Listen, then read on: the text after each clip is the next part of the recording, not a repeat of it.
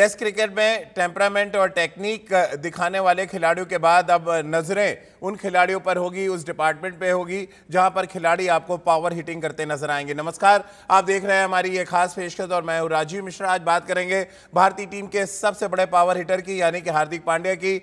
उनके strike rate की बात करेंगे। ऑस्ट्रेलिया दौरे के बाद रनों की भूख हार्दिक पांड्या में कितनी बढ़ चुकी है ये आपको बताएंगे, और प्रैक्टिस सेशन में हार्दिक पांड्या का जो अलग अंदाज नजर आया उसके पीछे की पूरी कहानी क्या है ये आपको बताएंगे। और साथ ही ये भी बताएंगे कि इंग्लैंड को सबसे ज्यादा हार्दिक पांड्या से डर क्यों लग रहा है। इन सभी मुद्दों पे बातचीत भी करेंगे। हमारे साथ स्पेशल पैनल जुड़ेगा। हमारे साथ सबा करीम होंगे, राजकुमार शर्मा जी होंगे और अब से कुछ ही देर में रितेंद्र सोडी भी हमारे साथ जुड़ेंगे। इन सभी से हम चर्चा शुरू करें उससे पहले एक रिपोर्ट आपको दिखाते हैं। यह रिपोर्ट है हार्दिक पांड्या के प्रैक्टिस सेशन को लेकर। यह रिपोर्ट है हार्दिक पांड्या के उस विश्वास को लेकर, उस रनों की भूख को लेकर जो इंग्लैंड के लिए एक बड़ी मुसीबत हो सकती है। वहीं भारतीय टीम के लिए वो एक बार फिर T20 फॉर्मेट में मैच विनर यानी कि सबसे बड़े मैच विनर बन सकते हैं। तो चलिए पूरी कहानी क्या है, अहमदाबाद के प्रैक्टिस सेशन में क्यों ऑस्ट्रेलिया में खेली गई पारी की झलक नजर आई, सबसे पहले वो देखिए हमारी इस खास रिपोर्ट में।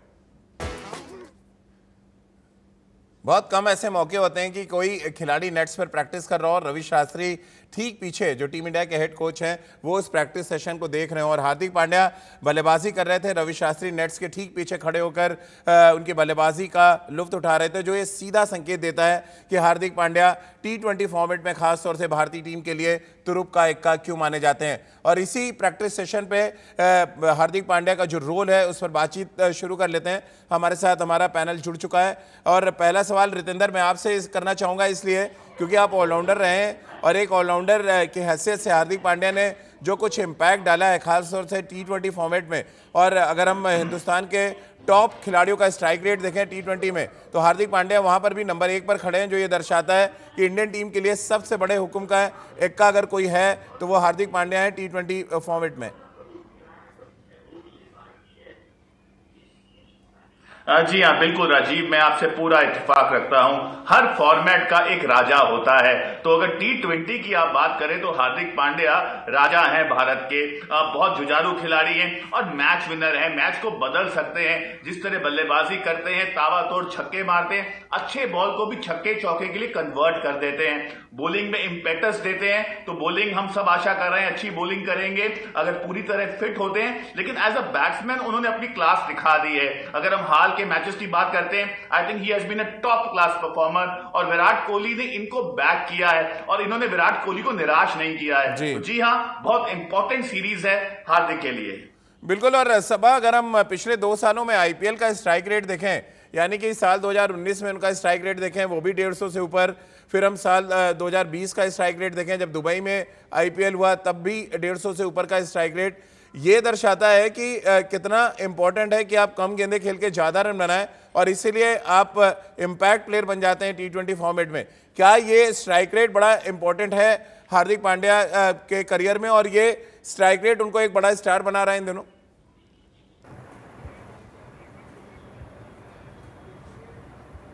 बन गए हैं स्टार हार्दिक पांड्या, विशेष करके शॉर्ट ऑफ फॉर्मेट में। और जब भी उनको मौका मिला है, चाहे IPL में मुंबई इंडियंस के लिए या फिर भारतीय टीम के लिए, वहां पर उन्होंने परफॉर्म किया है। आपने बात की स्ट्राइक रेट की, मैं उसके साथ साथ ये भी जोड़ना चाहता हूं कि स्ट्राइक रेट कितना इफेक्टिव हुआ है इनके वजह से। जहां तक कि मैच जीतने के बारे में अगर हम बात करें तो मैच विनिंग जो पारियां खेली हैं उसमें इनका स्ट्राइक रेट बहुत ऊपर रहा है और इसी वजह से इतने ज्यादा इनक्रेडिबल प्लेयर हैं इस समय हार्दिक पांड्या। और उसके साथ साथ राजीव, पिछले 1 साल से जो मैंने एक परिवर्तन देखा है उनके बल्लेबाजी में, वो ये है कि उनके जो स्कोरिंग एरियाज हैं, जो स्कोरिंग रेंज है वो अब बढ़ गया है। अब वो ऑफ साइड में भी शानदार शॉट्स लगा सकते हैं। तो इस खिलाड़ी को कंट्रोल करना बहुत ही मुश्किल है और विशेष करके अंत के ओवर्स में चाहे आप कुछ भी ट्राई कर लें, stover 1, yorker, short delivery, range इतना ज्यादा है कि कहीं से भी वो शॉट लगा सकते हैं और स्ट्राइक रेट अपना ऊपर बढ़ा सकते हैं। बिल्कुल। और जो मैं IPL का अभी रिकॉर्ड देख रहे हैं राजकुमार जी, बड़ा इंटरेस्टिंग है कि 2019 से लगातार उनका स्ट्राइक रेट बढ़ा है और ये स्ट्राइक रेट सिर्फ IPL के मैचेस में नहीं है, इंटरनेशनल क्रिकेट में भी अलग अलग ओपोनेंट के खिलाफ उनका स्ट्राइक रेट बहुत बड़ा नजर आता है और इंग्लैंड के खिलाफ तो 155 से ऊपर का स्ट्राइक रेट है, जो ये दर्शाता है कि इंग्लैंड कितनी सहमी होगी हार्दिक पांड्या को लेकर। और उनका जो प्रैक्टिस सेशन देखा है, जो हम सब ने देखा, वो तो बहुत ही धूम धड़ाके वाला था।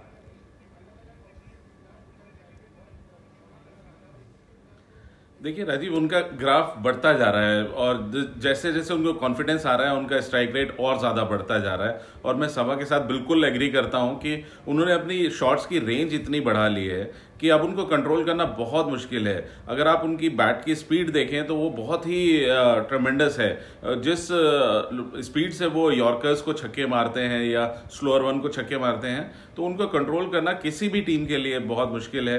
और जैसे टीम मीटिंग होती है पहले दिन मैच से पहले, तो सबसे पहले इंग्लैंड टीम का यही होगा कि किस तरह हार्दिक को रोका जाएगा कल के मैच में। वो सबसे ज़्यादा प्लानिंग उन्हीं के ऊपर होगी। बिल्कुल। और सभा, एक जो इंपॉर्टेंट फैक्टर ये है कि बहुत लंबे छक्के लगाते हैं। हमने ऑस्ट्रेलिया के बड़े मैदानों पे देखा, गेंद वो बाउंड्री के बाहर पहुंचा रहे थे। अब अहमदाबाद में भी क्या हार्दिक पांड्या वो टारगेट कर रहे होंगे? क्योंकि नेट्स में जो हम देख रहे थे, जो वी शेप में उन्होंने इतने बड़े बड़े शॉट्स लगाए और खासतौर से यॉर्कर लेंथ की गेंदों को, ये उनको ज़्यादा खतरनाक बना देती है T20 फॉर्मेट में।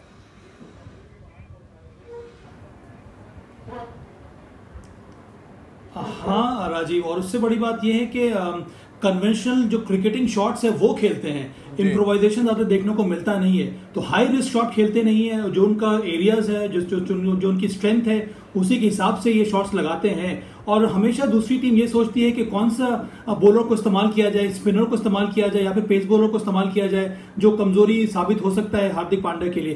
पर इस खिलाड़ी में ऐसी कोई भी कमजोरी नजर आती नहीं है।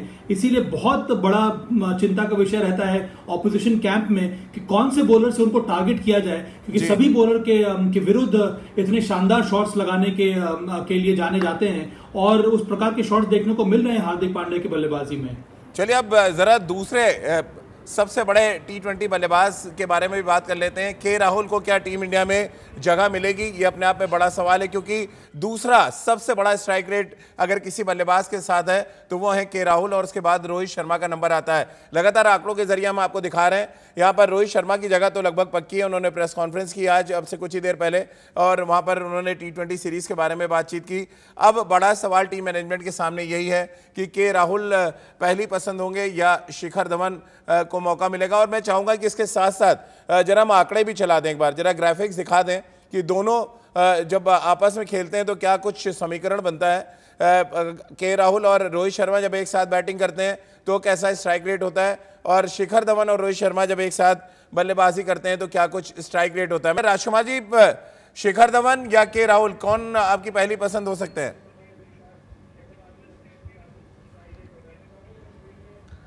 देखिए राजीव, बहुत डिफिकल्ट क्वेश्चन है ये, क्योंकि दोनों ही बेहतरीन खिलाड़ी हैं और दोनों का स्ट्राइक रेट बहुत अच्छा है। कहीं ना कहीं टीम मैनेजमेंट टेम्प्ट हो सकती है शिखर धवन के लिए, क्योंकि उनके एक्सपीरियंस के साथ और एक जो लेफ्ट राइट कॉम्बिनेशन है स्टार्टिंग में और पावर प्ले कैश करने के लिए, तो शायद कहीं ना कहीं टीम मैनेजमेंट टेम्प्ट होगी शिखर धवन को खिलाने के लिए।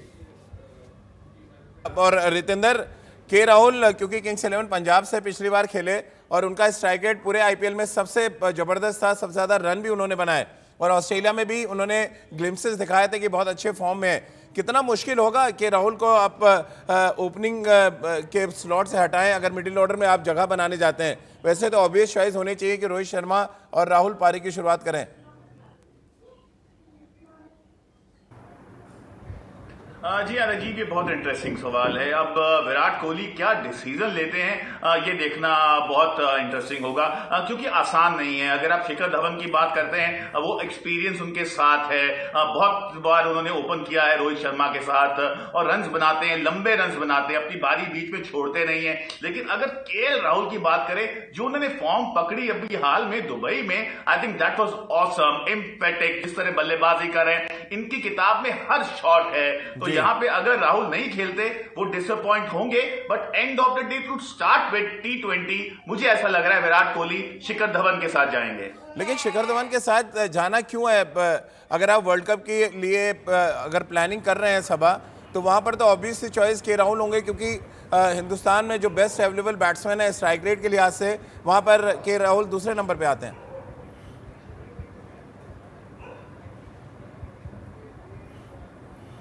हाँ राजीव, और आप केएल राहुल को बाहर नहीं बैठा सकते हैं। उसने हमेशा परफॉर्म किया है, आईपीएल में भी बेहतरीन फॉर्म दिखाया है। और आपने सही कहा कि अगर हमें विश्व कप 2021 के लिए टीम बिल्ड करनी है तो उसमें आपको इस प्रकार के चेहरे लाने होंगे जिनका स्ट्राइक रेट ऊपर है, जो मैच विनर हैं। और केएल राहुल ने साबित किया है कि वो एक प्रूवन मैच विनर है। तो मुझे लगता है कठिन चॉइस जरूर होगा, पर विराट कोहली और टीम मैनेजमेंट को जरूर ध्यान देना होगा कि केएल राहुल को मौका मिलना चाहिए। और फिर ये प्रिपरेटरी टाइम है विश्व कप के लिए, तो यहाँ पर अगर आप मौका नहीं देंगे तो आपके पास बहुत कम समय रहेगा विश्व कप के पहले। बिल्कुल। और राजकुमार जी, रोहित शर्मा के लिए भी ये बड़ी सीरीज आप मानते हैं इसको? क्योंकि टेस्ट क्रिकेट में तो अच्छा कर रहे हैं, लेकिन T20 फॉर्मेट अभी खेले नहीं ऑस्ट्रेलिया में, और शायद एक लंबे अरसे के बाद वो हिंदुस्तान के लिए T20 फॉर्मेट खेलेंगे। बिल्कुल इम्पोर्टेंट होगा राजीव उनके लिए, क्योंकि कई बार देखा गया कि कुछ प्लेयर्स जो जाने जाते हैं उस फॉर्मेट के लिए, लेकिन उसमें ही सक्सेसफुल नहीं होते। आप बात करें वीरेंद्र सहवाग की, या आप अभी ऋषभ पंत को ही देखें। उम्मीद थी कि ऋषभ पंत बहुत सफल होंगे वनडे क्रिकेट में और T20 क्रिकेट में, लेकिन जो उन्होंने धमाल टेस्ट क्रिकेट में किया है वो शायद कोई नहीं एक्सपेक्ट कर रहा था। तो रोहित भी जाने जाते थे वाइट बॉल के लिए, लेकिन अभी उन्होंने रेड बॉल से काफ़ी अच्छा प्रदर्शन किया है, और अब देखना ज़रूरी होगा कि वो T20 में कैसा खेलते हैं। तो चलिए आपको कुछ तस्वीरें और दिखा देते हैं, क्योंकि भारतीय टीम लगातार अहमदाबाद में प्रैक्टिस कर रही है, और इस प्रैक्टिस सेशन में जो सबसे इंपॉर्टेंट बात नजर आई कि भारतीय खिलाड़ियों के चेहरे पे मुस्कुराहट थी। आप देखिए ये फोटो सेशन देखिए, और ये जबरदस्त फोटो सेशन इस बात की तरफ गवाही है कि सफेद जर्सी में जिस तरह का प्रदर्शन भारतीय टीम ने किया, नीली जर्सी में उसी प्रदर्शन को आगे कंटिन्यू करेंगे। सबा, ये तस्वीरें बड़ी खूबसूरत इसलिए लग रही है कि टेस्ट क्रिकेट का कॉन्फिडेंस आपका नजर आ रहा है इस T20 सीरीज से ठीक पहले।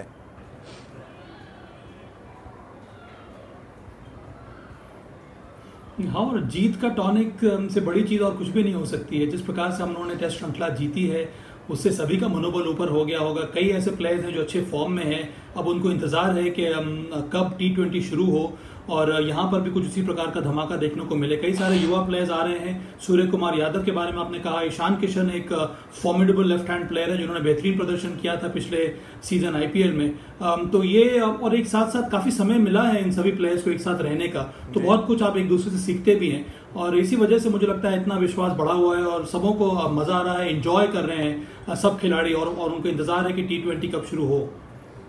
बिल्कुल। और रितेंद्र, ऐसा लग रहा है जर्सी चाहे सफेद हो या नीली हो, प्राउड मोमेंट हर खिलाड़ी के लिए होता है, और आप लगातार अपनी टीम इंडिया की जर्सी डालते रहते हैं सोशल मीडिया पे। ये प्राउड मोमेंट है उन यंगस्टर्स के लिए जो इस T20 सीरीज में टीम के साथ शामिल हुए हैं, और एक अच्छी खासी तादाद है यंग खिलाड़ियों की।